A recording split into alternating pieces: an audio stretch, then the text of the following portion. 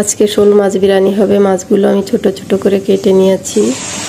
এইদিকে আমি চড়াই দিছি। দেখেন, আমি পেঁয়াজ রসুন আদা এগুলো পেস্ট করে একসঙ্গে এটা দিয়ে দিয়েছি। এখন জিরে বাটাটা দিয়ে দিয়েছি। এখন আমি লবণ দিব, শুকনো মরিচের গুঁড়া দিব, হলুদ দিব, দিয়ে সুন্দর করে নেড়ে চেড়ে কষাবো মশলাটা। দেখুন, মশলাটা সুন্দর করে কষাতে হবে। মশলাটা আমার কষানো হয়ে গেছে। এখন আমি মাছগুলো দিয়ে দিব। ছোট ছোট করে মাছগুলো কেটে রেখেছিলাম সুন্দর করে। মাছগুলো এখন আমি দিয়ে দিব। বিরিয়ানি শুনলেই খেতে ইচ্ছে করে।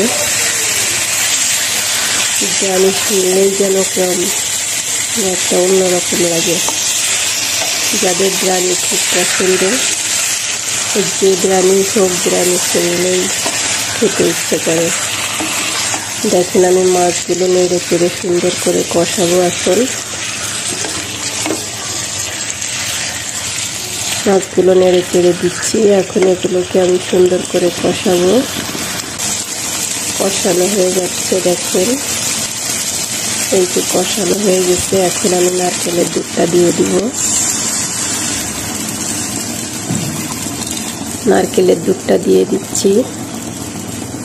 দেওয়া হয়ে গেছে। এখন আমি আবারও একটু নেড়ে চেড়ে দেব। দেখেন, আমি নেড়ে চেড়ে দিচ্ছি।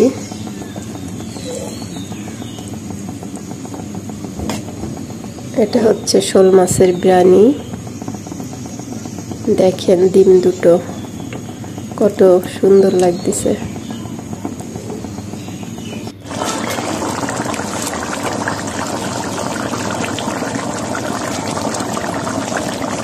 এখন আমি গরম মশলার গুঁড়োটা দিয়ে দিচ্ছি। এখন আমি আবারও নেড়ে চেড়ে দেব। গরম মশলার গুঁড়াটা নেড়ে চেড়ে মিশিয়ে দিতে হবে সুন্দর করে। মিশিয়ে দিচ্ছি আমি আস্তে আস্তে। দেখেন, আমার বিরিয়ানিটা প্রায় হয়ে আসছে।